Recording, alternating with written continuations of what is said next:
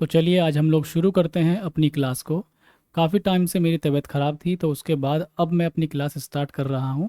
और अब डॉक्टर ने कहा है कि मैं पूरी तरह बिल्कुल फिट हूँ, तो अब हम लोग अपनी क्लास को रेगुलर करेंगे और पढ़ेंगे। हमारा एप्लीकेशन पे जो कोर्स है उसमें हमने कुछ टाइप्स पढ़ लिए थे रेस्टोरेंट प्रपोर्शन के। आज हम उससे आगे शुरुआत कर रहे हैं। तो देखिए, कुछ नए टाइप आप देखिए, कुछ नए क्वेश्चन हैं आपके लिए। इसमें लगभग हम 20 क्वेश्चंस पढ़ेंगे और नए नए क्वेश्चन मैं सारे कराऊंगा। उसके बाद आपके लिए कुछ क्वेश्चन छोड़ दूंगा, वो आपको कर लेने हैं। जैसे आज का ये सवाल है पहला। इस सवाल को आप करने की कोशिश कीजिए, पढ़िए ध्यान से। कोई व्यक्ति अपनी आय का 75% खर्च करता है। उसकी आय 20% बढ़ जाती है, उसका खर्च भी 10% बढ़ जाता है। बताइए उसकी बचत में कितने परसेंट वृद्धि हुई। सवाल को ध्यान से पढ़ लिया होगा। दो तीन तरीक़ों से हम ये सवाल कर सकते हैं। सबसे पहले मैं इसको कैसे करना है एग्ज़ाम में, वो तरीका मैं आपसे शेयर करता हूँ। देखो, आप ये मानिए कि व्यक्ति की इनकम है 100। इनकम कितनी है व्यक्ति की? 100। ये इनकम है। नेक्स्ट कहा कि 75% खर्च किया। एक्सपेंडिचर कितना है? 75%। 100 इनकम थी, 75 खर्च कर दिया, यानी कि एक्सपेंडिचर। अगर आप अपनी इनकम में से कुछ खर्च कर दें तो आपके पास जो बचेगा उसे हम बचत कहेंगे। तो इनकम में से खर्चा घटाकर सेविंग आ जाएगी आपके पास। तो यहाँ पर इस प्रकार कितने सेव किए? 25% बचाए, माइनस कर देंगे आप लोग। नेक्स्ट पढ़िए। आय 20% बढ़ गई। तो पहले इनकम कितनी थी? 100। तो अब नई आय कितनी जाएगी? 120। तो यहाँ पर हमने 20% बढ़ा दिया। ये लीजिए, पहले 100 रुपये कमाता था, अब 120 कमा रहा है। उसका खर्च भी 10% बढ़ गया। तो खर्च 10% बढ़ा। पहले था 75। तो दो तरीके होते हैं, या तो 75 का 10% बढ़ाने का मतलब है कि 110 बटे कितना? 100, ये निकाल लीजिए। या फिर आप 75 का 10% अलग से निकाल लो, 7.5 इन्हें ऐड कर दो, तो 82.5 आप ऐसे निकाल सकते हैं। परसेंटेज में आपने पढ़ा होगा, ठीक है। तो ये हमने निकाल लिया। यहाँ पर हमने 82.5 कैसे लिखा, ये आपको समझ में आ गया होगा। 82.5। अब अगर आप देखें, घटाएंगे, कितना बचेगा आपके पास? 37.5। अब एक चीज़ देखिए, उसने कहा बचत में कितने परसेंट की वृद्धि हुई। बचत में कितने परसेंट की वृद्धि होने का मतलब आपको पहली बचत भी मालूम हो और नई बचत भी मालूम हो। पहली बचत मालूम हो गई, नई बचत भी मालूम हो गई। तो देखिए कितनी वृद्धि हुई है? 12.5 की। तो 12.5 की वृद्धि हुई है किस पर? 25 पर। यह आपको मालूम हो गया होगा। तो 25 पर 12.5 की वृद्धि हुई है। मल्टीप्लाई बाई आप कर लीजिए 100। काटिए आप लोग, 1/2 लिखेंगे, इंटू 100। सोल्व करेंगे इसको, आप लिखेंगे 50%। इस तरीके से इजीली आपका आंसर बन जाएगा। ये लीजिए, 50% आपका आंसर बन गया। सेकंड तरीका क्या हो सकता है इसका? ध्यान से मेरी बात समझना। सेकंड तरीका, पहला भी बेस्ट है और सेकंड भी बेस्ट है, लेकिन कैसे करना है समझना है। ये हम पढ़ेंगे एलिगेशन से। और मैंने आपको पहले ही बता रखा है, एलिगेशन कोई चैप्टर नहीं है, ये सवाल को करने का एक तरीका है, एक मेथड है। तो यहाँ पर आप देखें, जब आप इस सवाल को करेंगे तो यहाँ पर आप लिखेंगे एक्सपेंडिचर। एक्सपेंडिचर अब घटेगा तो ऊपर का साइन लगाइए ऐसे, सॉरी बढ़ेगा। अगर एक्सपेंडिचर बढ़ रहा है तो up down, up side arrow लगाना है। जो ऊपर की ओर एरो होगा वो लगाना है। यहाँ पर आएगी सेविंग। बढ़ रही है तो ऊपर की ओर साइन लगाना है, घट रही है तो नीचे की ओर। यहाँ पर आएगी इनकम। इसमें भी वैसे ही, बढ़ रहा है तो ऊपर की ओर साइन, घट रहा है तो नीचे की ओर साइन लगाना है। फिर आप ऐसे घटा के लिखते हैं, इस तरीके से घटा के लिखते हैं। बात समझ में आ गई आपको? क्लियर है यहाँ तक? मैंने क्या कहा, ये परसेंटेज में होगी वैल्यू, ये वाली भी, ये भी परसेंटेज में होगी, ये भी परसेंटेज में होगी। क्वेश्चन में दिया हुआ है परसेंटेज में। अब आप इसको आगे देखिए ज़रा ध्यान से। यहाँ पर एक्सपेंडिचर, खर्चा देखिए 10% खर्च भी बढ़ जाता है, लिखा हुआ है उसका खर्च भी 10% बढ़ जाता है। तो ये जो खर्च है 10%, इसको ही हम लोग उठा लेते हैं यहाँ से। ये लो यहाँ पर 10% लिख दिया। कैसे लिखा? यहाँ से एक्सपेंडिचर 10% बढ़ गया। आगे पढ़िए। 20% आय बढ़ जाती है, तो ये रही इनकम। 20% इनकम बढ़ जाती है, मतलब प्लस का साइन लेके चल रहे हैं हम लोग, ये भी प्लस है ये भी प्लस है। क्या कहा? बचत में वृद्धि। क्या आपको बचत में वृद्धि मालूम है? कितनी है यहाँ पे? नहीं। यहाँ पर लिखनी है सेविंग, तो सेविंग या बचत में वृद्धि हमें नहीं मालूम, हम कुछ भी मान लेते हैं एक्स। सभी वृद्धि हैं तो प्लस लेके चलेंगे। अब आपको करना क्या है, इस तरीके से घटा करके यहाँ पर लिखेंगे। ठीक, तो जब आप घटा कर लिखेंगे वो बात आप मेरी समझना, उससे पहले एक चीज़ आप और देखो। 75% खर्च कर दिया, 75% खर्च किया 100 में से, तो बचा कितना होगा? 25। तो अगर यहाँ पर 75 खर्च कर दिया है तो यहाँ पर कितना बचेगा? 25। कहने का मतलब यहाँ पर लिखेंगे आप एक्सपेंडिचर, खर्च, और यहाँ पर लिखेंगे आप सेविंग। बात समझ में आ गई? यहाँ पर खर्चा और यहाँ पर सेविंग लिख लेना है। अब आप इसे अगर सॉल्व करना चाहें तो ये 3 आएगा, 25 से 3 बार कटेगा और ये 25 से 1 बार कटेगा। क्लियर? यहाँ पर अगर आप 20 से 10 घटाओगे तो 1 की वैल्यू कितनी आएगी? 10। अगर 1 10 है तो 3 की वैल्यू कितनी आएगी? 30 आएगी। बात समझ में आ गई होगी। अब यहाँ से आपने 20 में से घटाया 10, 20 वैल्यू बड़ी है 10 से, तो 20 वैल्यू छोटी होगी x से, मतलब x माइनस 20 बराबर कितना आएगा? 30। तो यहाँ पर x माइनस 20 बराबर कितना आएगा? 30। ये एलिगेशन का तरीका है, तो ये कितना आएगा? x की वैल्यू 50%। इस तरीके से हम ऐसे आंसर निकाल सकते हैं। बात आपको समझ में आ गई होगी, अच्छे से प्रैक्टिस कीजिए। एक अगला सवाल यहाँ पर देखिए, आप इस सवाल को पढ़िए, ध्यान से करने की कोशिश कीजिए। देखो ध्यान से हम पढ़ते हैं इसको, आप वीडियो को रोक करके इस सवाल को करने की कोशिश ज़रूर करें। अब इससे मैं कुछ नई चीज़ आपको सिखाने वाला हूँ। यहाँ पर 2 तरीके बताए गए, सेम क्वेश्चन है। पहला तरीका देखो, 80% खर्च करता है, इनकम आपने 100 मान लिया, 80 खर्च कर दिया, आपके पास सेविंग आया 20। नेक्स्ट पढ़िए। अब क्या कहा उसने? निर्वाह खर्च में वृद्धि होने के कारण उसके खर्च में इतने की वृद्धि में 37.1/3% की वृद्धि होती है तथा उसकी आय में भी 16.2/3% की वृद्धि होती है। आय पहले कितनी थी? 100, तो अब कितना आ गया? 16.2/3 बढ़ा दो। 100 में कितना बढ़ा? 100 में 16.2/3% बढ़ा दो, यानी कि 116.2/3। आगे क्या कहा? उसका जो खर्च था उसमें 37.5 की वृद्धि हुई है। तो 2 तरीके हैं करने के इसको, वही जो मैंने आपको बताए थे। या तो आप 80 का 37.5 का मतलब है 3/8 परसेंटेज पढ़ा होगा, तो 3/8 मतलब होता है। अगर आप देखेंगे 30 आएगा, कितना आएगा? 30, यानी कि अगर 80 पे 30 की वृद्धि करोगे तो अब खर्च कितना होगा? 110। एक तरीका तो ये है, या फिर आप लोगों को मालूम है कि वृद्धि कितनी हुई है? 80 है और वृद्धि हो गई है 3/8 की, मतलब 8 पर 3 की वृद्धि। 8 पर 3 की वृद्धि मतलब 11/8, तो 10 बार कटेगा और ये 110। समझ में आ गया? परसेंटेज पढ़ा होगा तो सब कुछ समझ में आएगा। तो यहाँ पर कितना आ गया? 110। आप घटा लीजिए, कितना बनेगा आपका? 6 and 2/3। ये आपका बना। समझ में आ गया? पढ़िए ध्यान से, क्वेश्चन में क्या कहा गया। उस व्यक्ति की वर्तमान बचत, ध्यान समझो। पिछले सवाल में कहा गया था कि बचत में कितने % वृद्धि हुई, तो आपको पहली बचत भी मालूम थी और नई बचत भी मालूम थी। इस बार बचत में वृद्धि या कमी नहीं पूछा गया, इस बार कहा है उस व्यक्ति की वर्तमान बचत कितनी है। वर्तमान कितनी है?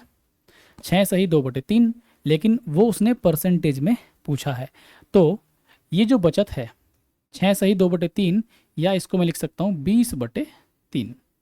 और बचत को आप किस पे निकालोगे? इनकम पे। कि इनकम का कितना परसेंट उसने बचाया। तो यहाँ पर इनकम कितनी थी, नई नई इनकम थी हमारे पास, इसको चाहो तो सोल्व करके लिख सकते हो आप। ये आएगा 350 upon 3 and you have to multiply by 100। इसको आप लोग सोल्व जरूर करिए, 3 से 3 कटेगा और 0 से आप लोग 0 भी काट सकते हैं, 2/35। तो 2/35 इंटू 100 और सोल्व कर लो प्यार के साथ। 5 से काट लो तो 5 से 7 बार और ये 5 से 20 बार, तो 20 दूनी 40, 20 दूनी 40 और ये 7, 7 पंजे 35, 5 बचेंगे बटे 7, इतने परसेंट आपका आंसर बन जाएगा। समझ में आ गया होगा। अब आपके दिमाग में आएगा सर एलिगेशन लगा सकते हैं। अब जब आप एलिगेशन लगाने जाओगे तो यहाँ पर वैल्यूज़ आप देखो, ये जो वैल्यूज़ हैं बड़ी अटपटी सी दे रखी हैं, ठीक है। यहाँ पर ये 33 सही 1/2, 16 सही 2/3, तो आपको थोड़ी प्रॉब्लम आनी शुरू हो जाएगी। तो ध्यान रखना, जब जब वैल्यूज़, मैं क्या कह रहा हूँ, जब जब वैल्यूज़ इस तरह दी हुई हो, बटे में या पॉइंट में वैल्यू दे रखी हो, तो आप इस तरीके से जाएं, ज़्यादा बेस्ट रहेगा, ठीक। बाकी अगर नॉर्मल वैल्यूज़ हैं, जैसे मान लीजिए इस क्वेश्चन में नॉर्मल वैल्यूज़ थी हमारे पास यहाँ पर, तो कोई भी तरीका इजीली आपका सेट हो जाएगा। अगर आप करना चाहें तो कर सकते हैं। यहाँ पर क्या लिखेंगे आप, उसके खर्च में इतने की वृद्धि होती है, तो आप यहाँ पे लिखेंगे 37.5%, ठीक है। और उसकी आय में इतने की वृद्धि होती है, तो ये आप लिखेंगे 50/3, 50/3। फिर उस व्यक्ति की वर्तमान बचत कितनी है, तो वर्तमान बचत में वृद्धि नहीं पूछा, देखो वर्तमान बचत में वृद्धि नहीं पूछा, तो यहाँ पर तो वर्तमान बचत में, जब हमने पिछला सवाल किया था, बात को ध्यान समझिए, यहाँ पर एक्स हमारा क्या था, यहाँ पर एक्स हमारा था बचत में वृद्धि, बचत में वृद्धि। लेकिन यहाँ पर ये क्या आएगा, बचत में वृद्धि आएगा, लेकिन वो बचत में वृद्धि नहीं पूछ रहा, वो पूछ रहा है उस व्यक्ति की वर्तमान बचत कितनी है। तो ध्यान देना, डिफरेंस को समझना, कहाँ पे तरीका लगेगा और कहाँ पे नहीं लगेगा। ये क्या है, बचत में वृद्धि है, ना कि वर्तमान बचत। समझ में आ गया होगा। थोड़ा आगे बढ़ते हैं हम लोग। ये लीजिए एक सवाल आपके सामने, ये एक क्वेश्चन पढ़िए और करने की आप कोशिश कीजिए।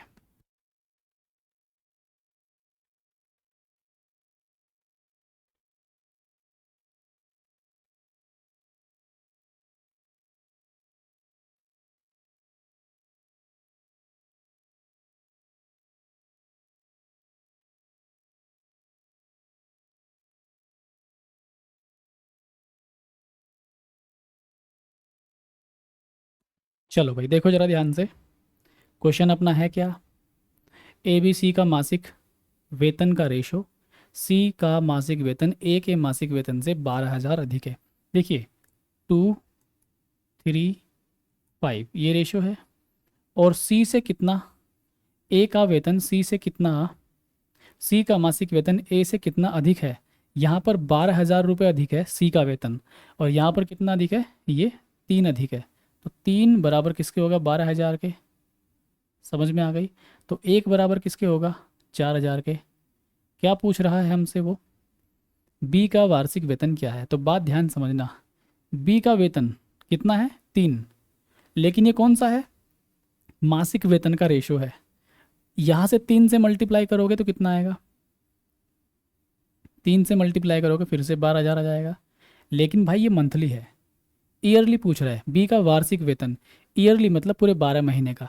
तो अगर एक महीने का 12,000 है, तो फिर आप क्या करेंगे, ध्यान से बात समझना, हमारे पास एक महीने का वेतन 12,000 है, तो पूरे साल का, वर्ष का 12 से मल्टीप्लाई करनी पड़ेगी। तो हमारे पास 144,000 ये आपका आंसर बन जाएगा। या फिर इसको आप और शॉर्ट में लिखना चाहें तो हमें पता था सी और ए, सी ए से कितना ज़्यादा है, 3, रियल वैल्यू कितनी है ज़्यादा, 12,000। तो यहाँ 12,000 ज़्यादा है और रेशो में वो वैल्यू कितनी है, 3। आपको निकालना है बी का वेतन, ये लो 3 से मल्टीप्लाई कर दी तो एक महीने का वेतन निकल गया, लेकिन हमें पूरे वर्ष का निकालना है तो 12 से गुणा कर दी। डायरेक्ट आप अपने आंसर पर पहुंचोगे, 144,000। बोलो बात क्लियर है या नहीं, इस प्रकार कर लोगे। ये सवाल देख लो आप लोग, बताओ, पढ़ो ध्यान से करो।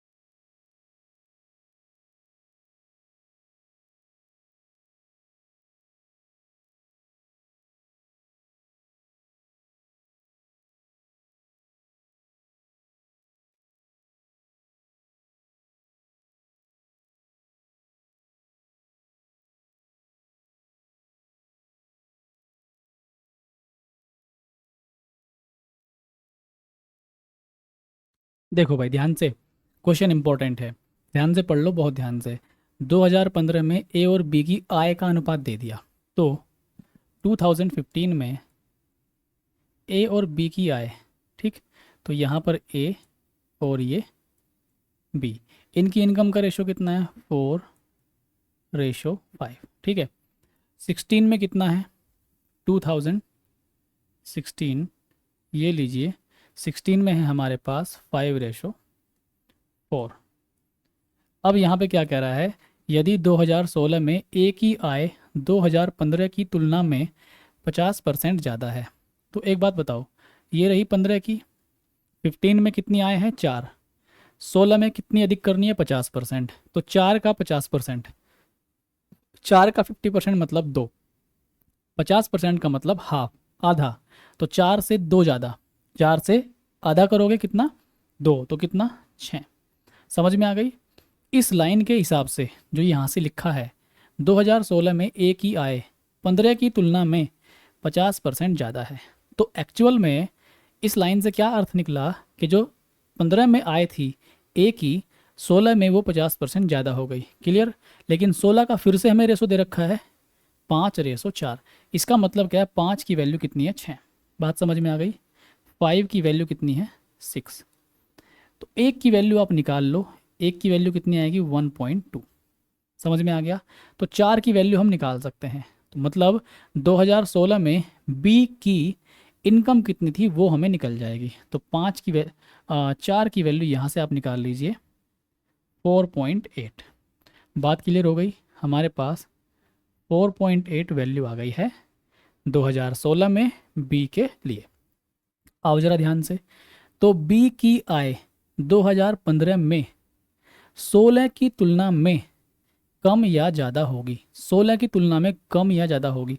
अब एक बात देखो, यहाँ पर देखो, ये 16 वाली है और ये 15 वाली, तो वो क्या कह रहा है, तो बी की आय 2015 में कितनी है, 5, 16 वाली की तुलना में ये रही, कम है या ज़्यादा है, 4.8 से ये कम है या ज़्यादा है। तो आप देखेंगे सर ये तो ज़्यादा है, कितनी ज़्यादा है, +0.2 ज़्यादा है। तो ध्यान से बात समझिए, 4.8 से 0.2 ज़्यादा है, मल्टीप्लाई बाई 100। बहुत ही प्रेम के साथ सॉल्व कीजिए, 1/24 इंटू 100, तो 24 से भाग जाएगा 4 बार, तो 4 वाला तो एक ही आंसर दिखाई दे रहा है आपको, तो 24 से 4 बार, और यहाँ पर बचेगा 96, 4/6 इतने परसेंट। इसको एक बार और कैंसिल आउट करेंगे, तो हमारे पास 24 चौक 96, 4 बचेगा, तो यहाँ पर हमारे पास 4 सही 2/3 आंसर बनना चाहिए। मेरे हिसाब से ये ठीक है, हो सकता है यहाँ पर आंसर में गड़बड़ी हो, 2/3 सही होगा मेरे हिसाब से। चेक कीजिए फटाफट।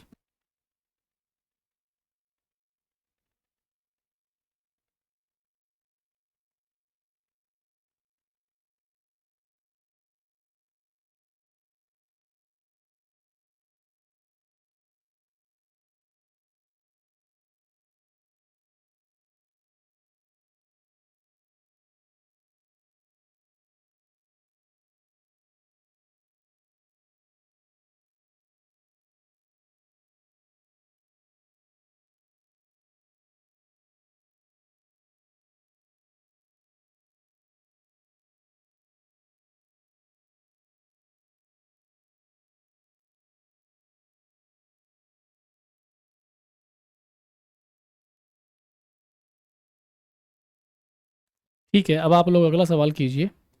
एक एक सवाल हम पढ़ते रहेंगे, जहाँ भी लगेगा मुझे सवाल रिपीट होके आया है उसको मैं छोड़ के आगे चलूँगा। ये सवाल ट्राई कीजिए आप लोग।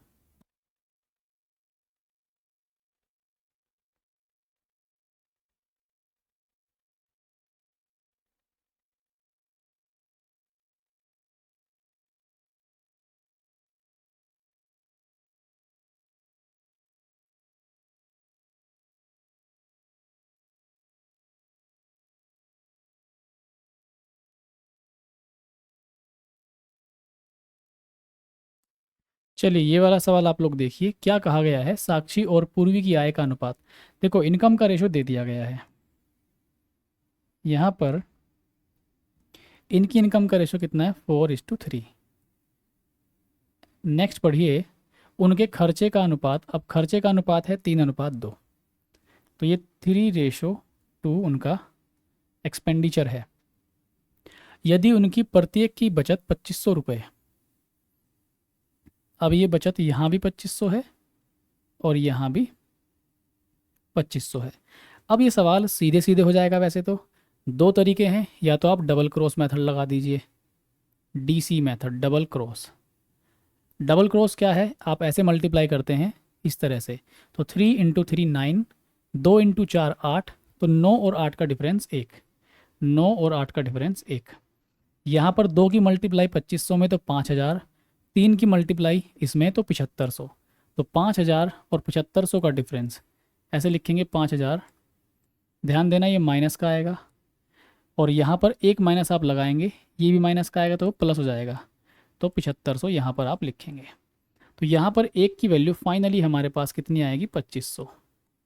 बात समझ में आ गई।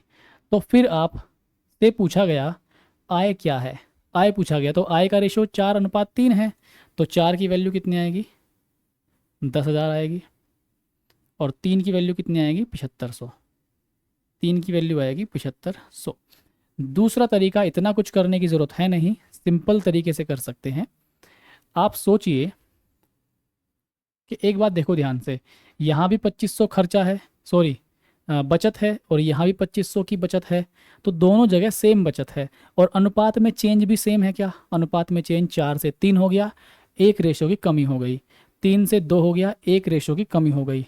तो 2500, क्योंकि बराबर बचत थी दोनों जगह, तो रेशो में भी बराबर का चेंज आया, तो बिल्कुल सही है। एक कम हुआ रेशो में, किसके कारण, 2500 के कारण, तो एक बराबर होगा कितना, 2500। तो फिर आप इजीली 4 की वैल्यू निकाल सकते हैं, 10,000, ठीक, और 3 की वैल्यू निकाल सकते हैं, 7500। कोई ऐसा इशू तो नहीं है। तो देखिए, आप ध्यान से समझ में आ गया होगा, पहला ही इसका आंसर ठीक हो जाएगा। अगला सवाल ट्राई कीजिए एक बार आप लोग। इस सवाल में यहाँ पर रेशो में गड़बड़ है, ये रेशो उल्टा होगा। यहाँ पर 11 cube root of 11 ratio cube root of 1375। एक बार विचार कीजिए इस सवाल पर, सिंपल आसान।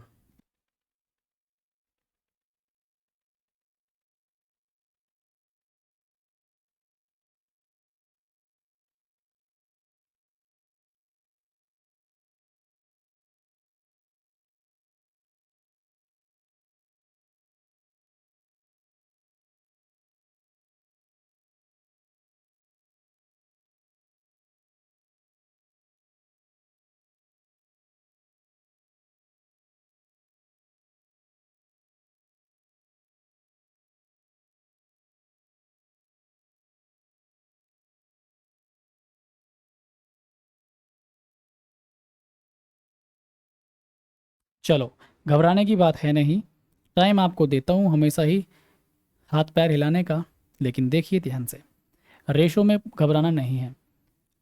पहले इनकम का रेशो, सवाल वही है, रेशो के साथ छेड़छाड़ की गई है और कोई भी इसमें गड़बड़ नहीं है। तो देखना ध्यान से, क्यूब रूट ऑफ, यहाँ पर ध्यान से देखिए आप लोग, क्यूब रूट ऑफ, आपको पता है कि ये क्यूब रूट किसका होगा, 1331, आपको ऑलरेडी मालूम है, लेकिन उसने यहाँ पे गड़बड़ और कर दी कि बीच में पॉइंट दे दिया, तो यहाँ पर उसने पॉइंट दे दिया। फिर 2.2, 2.2, और यहाँ पर क्या है, क्यूब रूट। तो भाई घबराओ बिल्कुल मत, बिल्कुल मत। यहाँ पर ये बनेगा 11 का, मतलब 1.1 का। क्यूब रूट निकालना मैंने सिखाया होगा यूट्यूब पे, वहाँ से देखना। पॉइंट से पॉइंट हटाइए, 11 से 2 बार कटेगा, तो 1:2, 1:2 बन गया इसमें। दूसरा रेशो भी इसको इस तरह सोल्व कीजिए, ये 11 का क्यूब रूट है। यहाँ पर आप इसे कैसे लिख सकते हैं, 11 × 125, 11 × 125 का क्यूब रूट, ठीक। 11 से 11 कट जाएगा, तो 11 से आप लोग 11 को काट दीजिए, तो यहाँ पर 1 बनेगा। 125 का क्यूब रूट कितना आएगा, 5। क्लियर। तो यहाँ पर अब जो नया रेशो है, ये तो 1 2 था, और आपका खर्च का रेशो कितना आ गया, 1:5। ठीक है, 1:5। क्लियर है यहाँ तक? आपको बताओ ये सब चीज़ क्लियर है क्या? देखिए 1:2 बना, हमारा नया रेशो कितना बना, 1:5। ये किसका है, खर्च का रेशो है। अब हमारे पास 429 की बचत हो रही थी, यहाँ भी सेम बचत है और यहाँ भी सेम बचत, क्योंकि बचत है तो आप माइनस लगा के चलेंगे, बचत है तो आप माइनस लगा के चलेंगे। अब वही आप तरीका लगा सकते हैं क्रॉस मेथड वाला, DC 5 एकम 5 और ये 2 एकम 2, तो 5 और 2 का डिफरेंस कितना है, 3। ठीक है, यहीं पे ले लेते हैं हम पहला मेथड।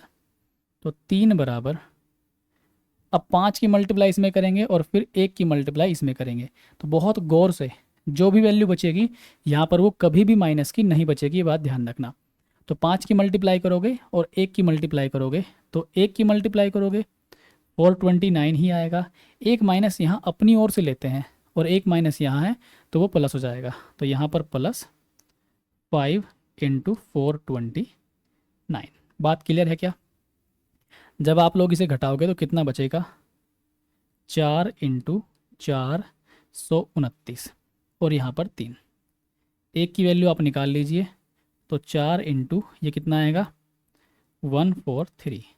ठीक, तो आपके पास वैल्यू कितनी आएगी, ये 572। क्लियर हो गया?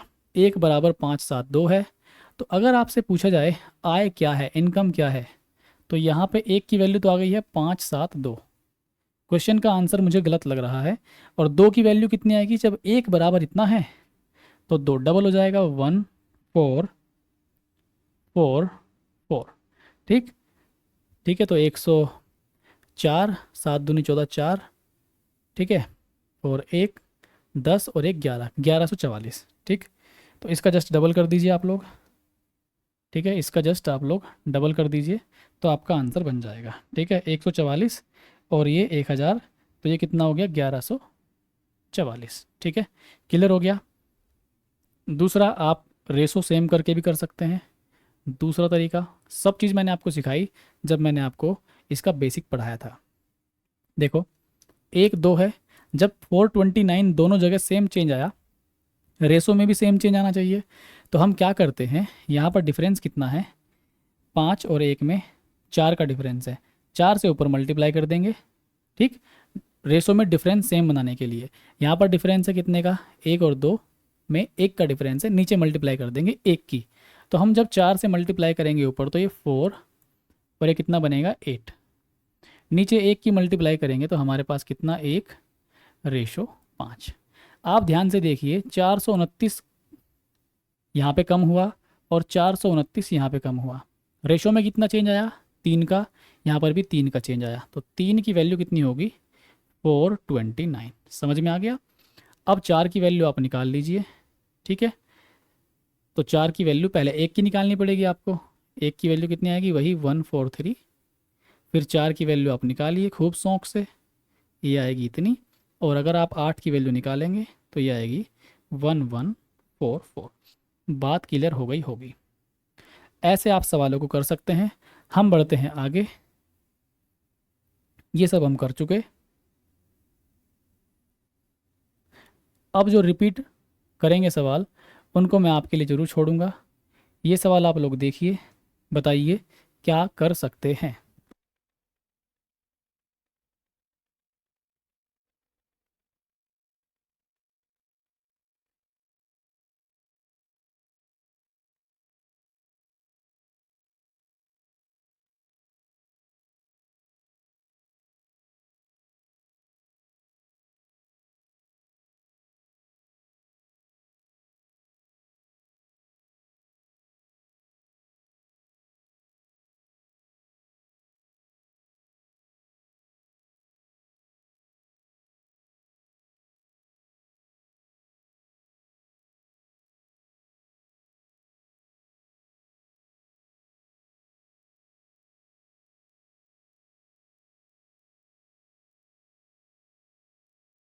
देखो इस सवाल में ज़्यादा फर्क है नहीं। ए और बी की मासिक आय इतनी के अनुपात में है। मासिक व्यय दे दिया, अनुपात थोड़ा सा गड़बड़ करके दे रखा है। उन्होंने क्रमशः इतने इतने की मासिक बचत की हो, बचत की हो, मिसप्रिंट है थोड़ा। तो उनकी मासिक आय में अंतर कितना है? सिंपल सा सवाल है। देखो, सबसे पहले रेशो का हुलिया ठीक करेंगे। हाँ, ये 4 सही 12/125 है। ध्यान से मेरी बात समझिए, यहाँ पर क्यूब रूट भी है और रेशो 1। देखो, 4 में मल्टीप्लाई करोगे 500 आएगा, 12 जोड़ोगे तो 512। 512 का क्यूब रूट कितना आएगा? ऐसे बनेगा 512, और नीचे कितना बनेगा? 125। तो इसका क्यूब रूट आप लेना जानते होंगे। इसका आएगा 8, इसका आएगा 5। तो 8 बटे कितना? 5। और यहाँ पर अनुपात 1 लिखा हुआ है। सिंप्लीफाई करके लिखोगे 5 की मल्टीप्लाई यहाँ, तो ये रेशो बनेगा 8:5। ये मन ही मन आपको सॉल्व करना है, सवाल का सॉल्यूशन का पार्ट ये नहीं होना चाहिए, ठीक। इसको मन में ही सॉल्व करना आपने। दूसरा यहाँ पे क्या मैटर है, ये दूसरे वाला, इसको भी मन ही मन सॉल्व करना है। 27 × 4 108 और 17 125, तो 125 का 5 और 27 का 3। तो ऐसे ही दिमाग में आपके क्लिक करना चाहिए। ऊपर 5 आया, नीचे 3, तो मैं लिख रहा हूँ डायरेक्ट 5:3। ऐसे ही सॉल्व करें, इतना लंबा इसको ना करें। अब देखो, 12,000 और 10,000 की मासिक बचत की हो, तो हम यहाँ पे क्या लिखेंगे? अब मैं इसको यहाँ से सही से लिख रहा हूँ करके। इनकम का रेशो था 8:5, यहाँ पर उसका मासिक व्यय 5:3 था, और हमारे पास यहाँ पर बचाए 12,000 और यहाँ पर बचाए उसने 10,000। डबल क्रॉस मेथड आराम से लग रहा है, लगा सकते हो। ये 8 या 24, 5 पंजे 25, 24-25 का डिफरेंस 1, तो ये लीजिए 1। यहाँ पर कितना? 36, और यहाँ पर कितना? 50। 36,000 और 50,000 का अंतर कितना है? यहाँ पर 14,000, तो यहाँ पर ये लीजिए 14,000। एक की वैल्यू 14,000 है। मासिक आय में अंतर कितना है? मासिक आय, ये रही मासिक आय। अंतर कितने का? यहाँ पर 3 का अंतर है, यहाँ पर 3 का। तो ये लीजिए 3 की वैल्यू आप निकाल लेंगे, 42,000, 42,000 रुपये। बात समझ में आई क्या? या आप ऐसे कर लो, पहले 8 की वैल्यू निकाल लो, ठीक, मंथली इनकम निकाल लो, फिर 5 की वैल्यू निकालो। तो 8 की वैल्यू कितनी आएगी? 14,112, 14,112, तो 112 पकड़ लो, और 5, 14 पंजे 70, तो 112 में से आप 70 घटाओ, तो वही बचेगा आपका 42। तो ऐसे कर लो डायरेक्ट, ये बेहतर रहेगा। समझ में आ गया? चले हम लोग आगे। तो रेशो था इसमें और कुछ नहीं था। हम चलते हैं एक अगले सवाल की ओर। इसको पढ़िए भाई, नया है तो कराता हूँ, इसको आप लोग कर लेना। सेम सवाल है, इनकम दे दिया, उनका खर्च दे दिया, क्रम से इतने की बचत कर रहे हैं। आंसर आप इसका कर लेना, मुझे पता नहीं है आंसर क्या आएगा इसका, कुछ तो आएगा ही। एक बार आप लोग इस सवाल को, ये 2 सवाल आपके सामने हैं। हाँ, ये सवाल आप पढ़िए, 9 नंबर पढ़िए, ध्यान से करिए।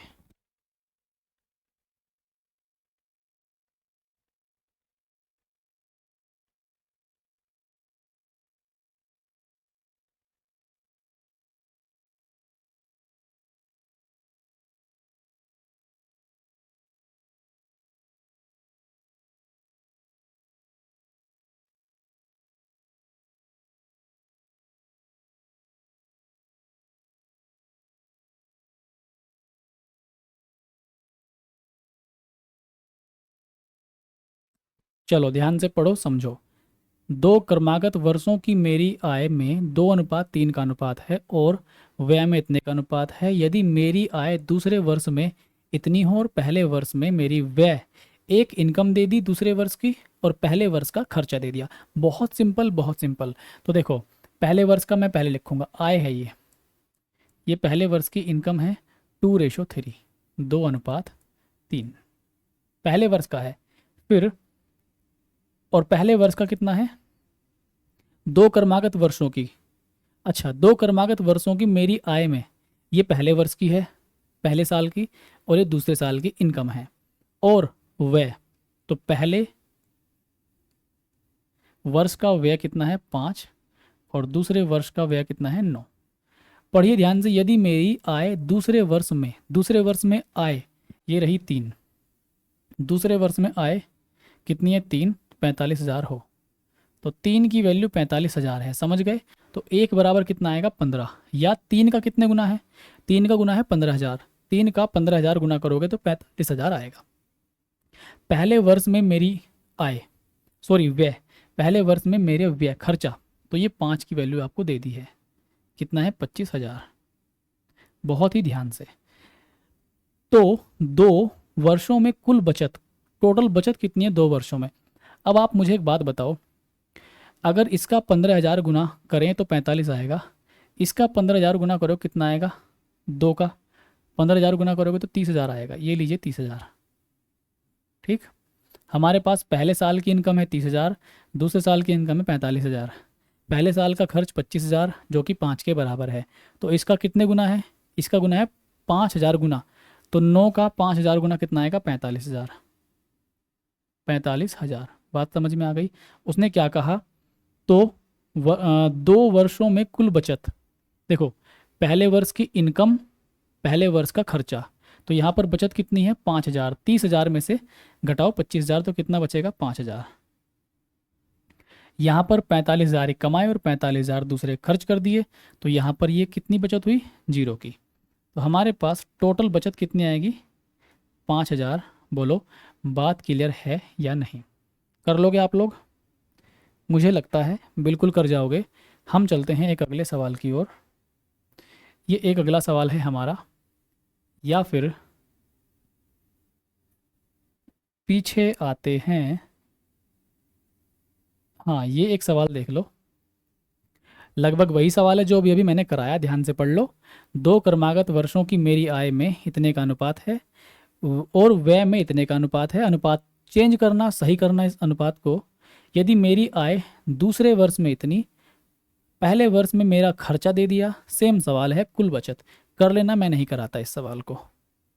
ठीक है भाई, तो हमने ये सवाल तो पढ़ लिया है। इसके बाद आप लोग ये वाला सवाल पढ़ो, या फिर इससे पहले ये वाला सवाल पढ़ो और करो।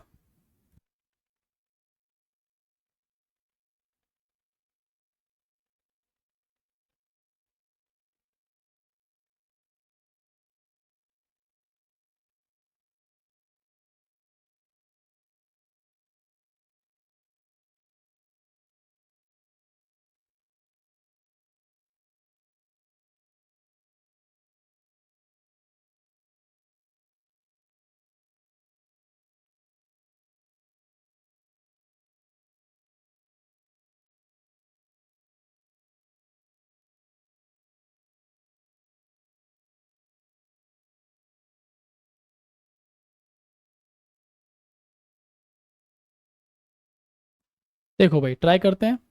पी और क्यू 2:1 के अनुपात में कमाते हैं, ठीक है, इनकम हो गई। वे इतने के रेशो में खर्च करते हैं, इतने के रेशो में बचत करते हैं। क्या बात है, इनकम का रेशो दे दिया, खर्च का रेशो दे दिया, बचत का रेशो दे दिया, लेकिन आगे एक लाइन और कही, पी और क्यू की कुल बचत 5,000 रुपये हो। यहाँ पर बचत का रेशो है कितना 4:1, और यहाँ पर वही बचत दोनों की पी और क्यू की 5,000। तो बात को ध्यान से समझना, हम लोग सबसे पहले 5,000 को 4:1 के रेशो में बांट लेते हैं। तो टोटल कितना है 4 और 1 5, तो टोटल के नीचे टोटल, ए कितने के रेशो में बचत करता है 4 के रेशो में, तो ए की बचत कितनी आ गई हमारे पास, कितनी आ गई ये 4,000। ठीक, और बी की बचत हमारे पास कितनी आएगी 1,000। भाई 5,000 में से 4,000 ए ने बचाए, तो बी ने कितने बचाए होंगे 1,000। सिंपल सा लॉजिक है। अब वही आपके पास इनकम का रेशो कितना है 2:1, इनकम का रेशो है 2:1, 2:1, और यहाँ पर बचत है 4,000 की, यहाँ पर है 1,000 की। नया रेशो अब हम डायरेक्ट लिखेंगे, कितना है ये वही रेशो आएगा अभी 5:3 का। ठीक, तो ये रेशो आएगा 5:3। अब सवाल आपके हाथ में है, 3 दूनी 6, 5 एकम 5, 1 बराबर। भाई 3 दूनी 6 और ये 5 एकम 5, तो डिफरेंस 1। ये कितना 12, ये कितना 10, तो 2, तो 1 बराबर कितना 2। 1 बराबर 2 है, तो 2 बराबर कितना आएगा, क्या पूछा है मासिक आय। ठीक, तो मासिक आय आपसे पूछी है तो निकाल सकते हैं, कर लेते हैं। 3 चौक 12 और ये 5, ये 5,000 आएगा तो 7 बनेगा। एक बराबर कितना बनेगा, 7 या 7,000। तो दो बराबर कितना आएगा, 14, और एक बराबर 7 ही रहेगा। तो इसका मतलब आंसर कितना बनेगा, पहला। बात समझ में आ गई होगी, करना इसमें कुछ ज़्यादा था नहीं। कर लोगे आगे। काफ़ी सारे क्वेश्चन है भाई, प्रेशर रहता है कराने का। तो हाँ, ये सवाल हमारा डन हो गया, ये हमने कर लिया है। और इसके बाद हमारे काफ़ी अच्छे अच्छे सवाल हैं। एक सवाल ये भी है, तो इसको करने से पहले हम लोग, ये हमारा हो गया। हम करना चाहेंगे इस सवाल को, क्वेश्चन नंबर 11 को।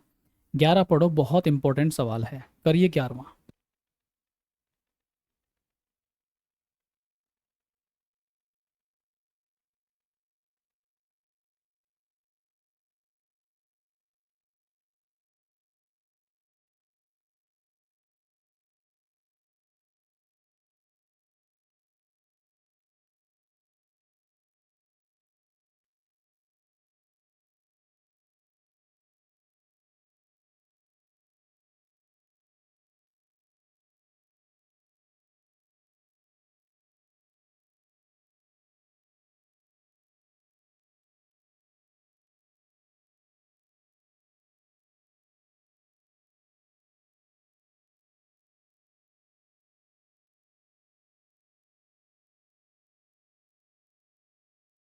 ठीक है भाई, देखो सवाल बड़ा प्यारा है, इम्पोर्टेंट है, और करने लायक भी है।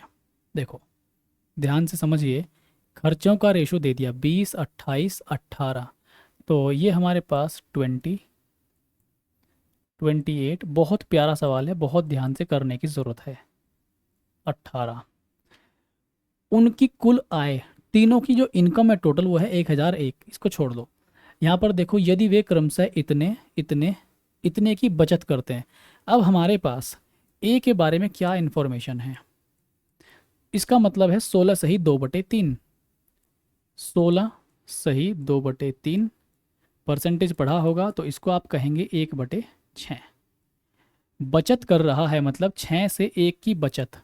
6 में से 1 बचाया तो खर्चा कितना, भाई 6 में से 1 ही तो बचा उसके पास, तो खर्च कितना हुआ होगा, 5। ठीक है, खर्च कितना हुआ होगा उसका, 5। और यहाँ पर खर्च कितना है उसका, यहाँ पर खर्च है 20, ध्यान से देखिए। तो ये 5 बराबर किसके होगा, 20 के। तो अगर 5 बराबर 20 है, या 5 का 4 गुना 20 है, तो 6 का 4 गुना आप निकाल लीजिए, कितना आएगा, 24 आएगा। ये लीजिए 24 आ गया। और 6 हमारा क्या था, इनकम, ध्यान देना। 6 हमारी क्या होगी, इनकम होगी, ये इनकम होगी। और ये हमारे पास सेविंग होगी। 6 में से 1 बचाया तो खर्च कितना किया, 5। समझ में आ गई। दूसरा पकड़ो, 12.5। तो बी के लिए कहानी क्या है, 12.5। 12.5 का मीनिंग होता है 1/8। समझ गए। 8 में से 1 बचाया तो खर्च कितना किया होगा, यहाँ पर 7। और यहाँ पर खर्च कितना है, 28। तो 7 का 4 गुना, तो 8 का 4 गुना कितना आएगा, 32। तो ये हमारे पास बी की इनकम आ गई 32। क्लियर हो गया सभी। अब देखो सी का क्या है, सी का है 14.28। इसको आप लिखेंगे 14 और 2/7 इतने परसेंट। तो आप इसको लिखेंगे 1/7 फ्रैक्शन में। 7 में से 1 बचत की तो खर्च कितना किया होगा, 6। और यहाँ पर वो खर्च कितना है, 18।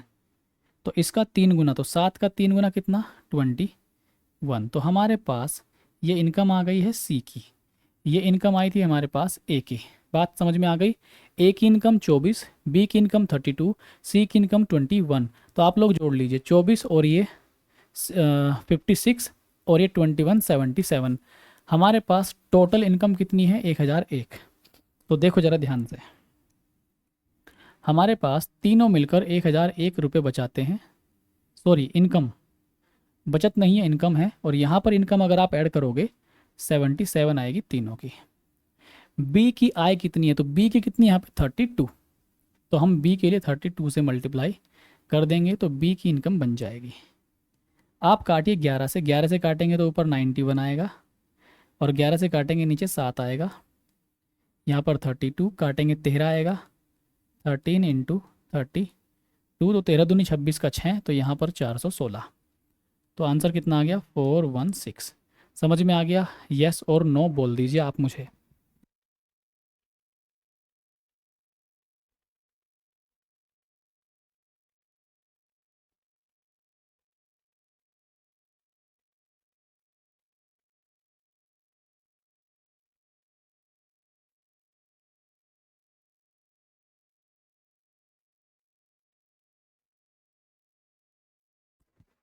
क्लियर हो गया आप लोगों को ये सवाल? अब हम इसको करते हैं आगे। जो भी नए नए सवाल हैं ये आपका हो गया है। भाई इस सवाल को ट्राई करो आप लोग, ये इम्पोर्टेंट अच्छा सवाल है, करिए ट्राई आप लोग इसे।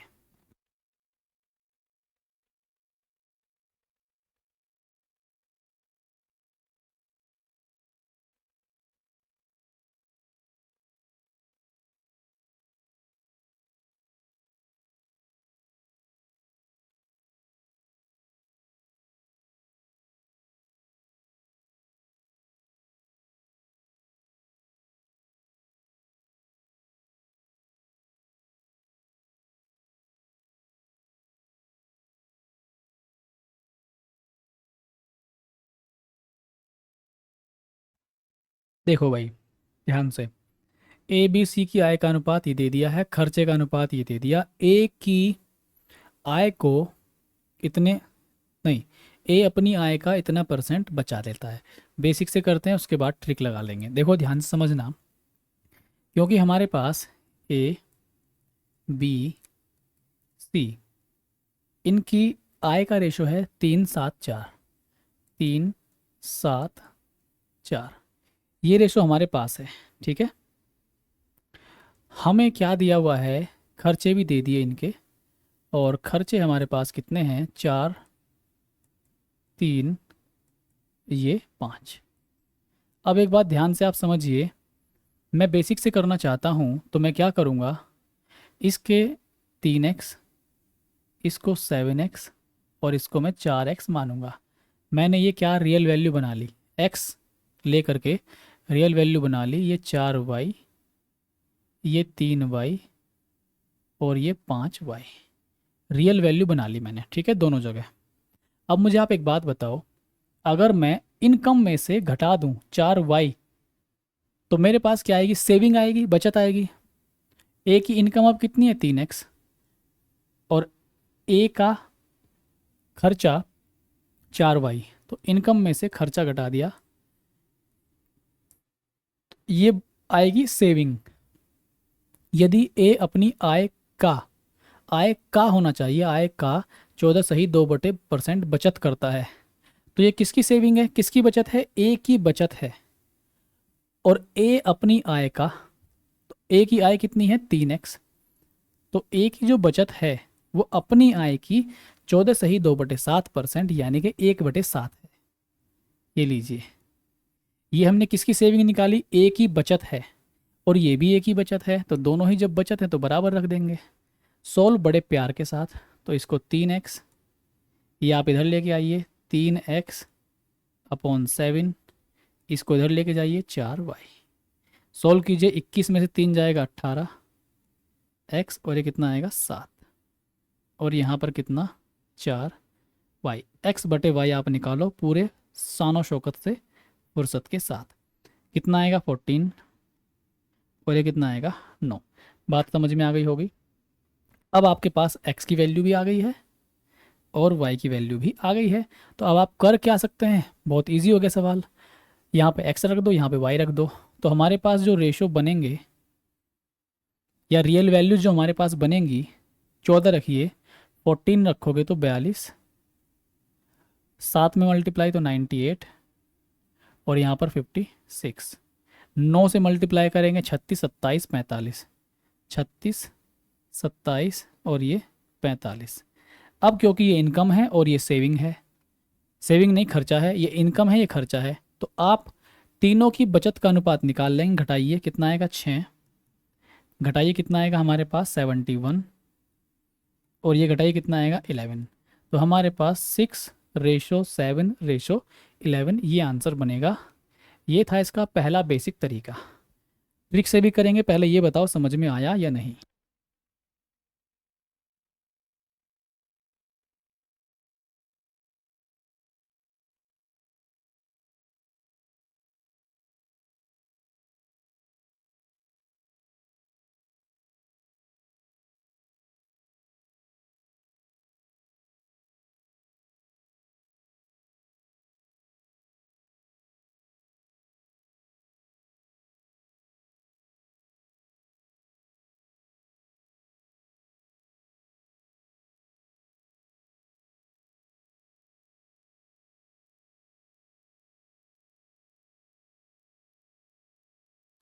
चलो, अब हम इसको दूसरे तरीके से पढ़ते हैं, समझते हैं। दिमाग लगाना और साथ साथ ध्यान भी लगाना, फिसल मत जाना। देखो इसका सेकंड तरीका क्या होगा। मैं आपसे कुछ 2-3 चीज़ें पूछता हूँ, जैसे कि मान लीजिए 3 या फिर 7:7 लिखा है, ठीक है, और मैं यहाँ पे बनाना चाहता हूँ 8:9, और मैं आपसे कह दूँ ये मान लीजिए ए है और ये बी है। ए और बी में रेशो है 7:7 का। मैं कह रहा हूँ कि ए में किसी भी संख्या से गुणा करने के लिए आप स्वतंत्र हैं, और बी में भी किसी भी संख्या से गुणा करने के लिए आप स्वतंत्र हैं। तो इस 7:7 से हमें बनाना है 8:9। तो आप जब स्वतंत्र हैं गुणा करने के लिए, इसमें 8 से गुणा करेंगे और इसमें 9 से गुणा करेंगे। फ़ायदा क्या होगा, ये 7 से 7 तो कट जाएगा और रेशो बन जाएगा 8:9। नहीं समझ में आया, कोई बात नहीं, अभी मैं हूँ आपके पास, समझ लो ध्यान से। मैंने रेशो लिखा है किस तरह से, जैसे मान लीजिए 3:4 लिखा। आप इसको रेशो बनाना चाहते हैं 9:7, ये बनाना चाहते हैं, तो करना क्या पड़ेगा। मैं यहाँ पर अगर 9 से गुणा कर दूँ, मान लो मुझे 9:7 लाना है, तो मैंने यहाँ पे 9 से गुणा कर दी, और यहाँ पर मुझे क्या लाना है 7 से गुणा कर दी। तो ये रेशो 9:7 का कहाँ बना, नहीं बना। ये तो 9×3 = 27 और 7×4 = 28 ऐसा कुछ बनेगा। तो हमें क्या करना पड़ेगा, अगर मैं इस 4 से गुणा यहाँ कर दूँ और इस 3 से गुणा मैं यहाँ कर दूँ, तो अब मेरी बात समझो, ये बराबर बन गया। तो जैसे ही बराबर बनेगा वो बराबर वाला पार्ट कट जाएगा, तो रेशो क्या बनेगा 9:7। बदलना आ गया। कैसे बदलते हैं, तो सबसे पहले हमें क्या करना पड़ेगा, इधर 12 बनाया तो इधर भी 12 बनाया, दोनों जगह 7:7 था, आसान था। तो अगर हमें रेशो अपने हिसाब से बनाना है तो पहले हमें वैल्यूज़ को बराबर करके काटना पड़ेगा। इतनी बात क्लियर है या नहीं, बताओ, बात समझ में आ गई क्या, क्लियर है। तो यहाँ पर मेरी बात आप समझिए, बस मेरी ही समझना। देखो ध्यान से, बहुत ही ध्यान से। हमारे पास रेशो क्या है, 3, 7 और 4 का रेशो है। ये तो है हमारे पास इनकम का रेशो। दूसरा हमारे पास खर्चे का रेशो है, एक्सपेंडिचर का रेशो।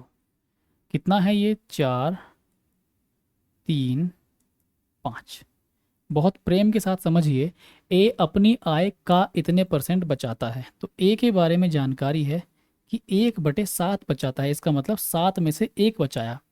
7 इनकम है, 1 बचाया, तो खर्चा कितना 6, खर्चा कितना 6 और इनकम कितनी 7। हमने जो रेशो बना लिया है ये एक्सपेंडिचर और इनकम का रेशो बना लिया। या फिर आप इसे उल्टा लिख लो, कोई फ़र्क नहीं पड़ेगा। ये 7 और यहाँ पर 6, ये इनकम और ये एक्सपेंडिचर, ऐसे लिख लो, कोई इशू नहीं होना चाहिए। अब मुझे आप एक बात बताओ, यहाँ पर ए की इनकम कितनी है 7, ए का खर्चा कितना है 6, यहाँ पर ए की इनकम कितनी है 3, ए का खर्चा कितना है 4, जबकि वो 7:6 होना चाहिए। 7:6, तो आपको बनाना है 7:6। याद करो, अभी अभी आप अपना मनचाहा रेशो बनाना चाहते हैं, तो सबसे पहले जो पुराना रेशो है उसको बराबर करके काटिए, अपने मनचाहे रेशो से गुणा कर दीजिए, बन जाएगा। देखो यहाँ पर क्या है, 4 से यहाँ मल्टीप्लाई करो, ए वाले में चेंज कर रहे हैं, तो यहाँ पर हम क्या करेंगे, 4 से ऊपर मल्टीप्लाई पहले और नीचे 3 से मल्टीप्लाई। अब देखो 4 × 3 12, 3 × 4 12, 12 से 12 कट जाएगा। अब आप 7 और 6 आपको चाहिए, इनकम 7 चाहिए और एक्सपेंडिचर 6, तो यहाँ पर 7 से मल्टीप्लाई और यहाँ पर 6 से। मेरे हिसाब से कुछ समझ में आया होगा। देखो ज़रा, इसको यहाँ पर थोड़ा सॉल्व कर सकते हो तो ज़रूर करिए, 2 और यहाँ पर ये 3। अब देखो 7 × 2 14, तो ये कितना हो गया हमारे पास 14। बात समझ में आ गई, 14। तो हमारे पास ये 14 आई थी एक्स की वैल्यू, और यहाँ पर आप देखो 3 × 3 9, तो हमारे पास वाई की वैल्यू कितनी आई थी 9। हमने सभी में 9 से गुणा करी थी और हमने सभी में 14 से गुणा करी थी। यहाँ पर भी देखो सभी में 14 से गुणा करेंगे और यहाँ पर सभी में 9 से गुणा करेंगे, तो बन गई बात। तो वही आएगा आपका 42, यहाँ पर कितना आएगा 98, और यहाँ पर कितना आएगा, ये आएगा 56। फिर यहाँ पर 9 वो 36 आएगा, ठीक है, और ये कितना आएगा आपका 27, ये कितना आएगा आपका 45, और आंसर तो आपका यही बनेगा। ठीक है, आंसर आपका यही बनेगा। बताओ बात समझ में आ गई है या नहीं? घटा लीजिए, 6 × 71, 6 71 और 11, ये आपका आंसर हो जाएगा। समझ में आ गया होगा। तरीके मैं समझाता हूँ पूरे अच्छे से आपको।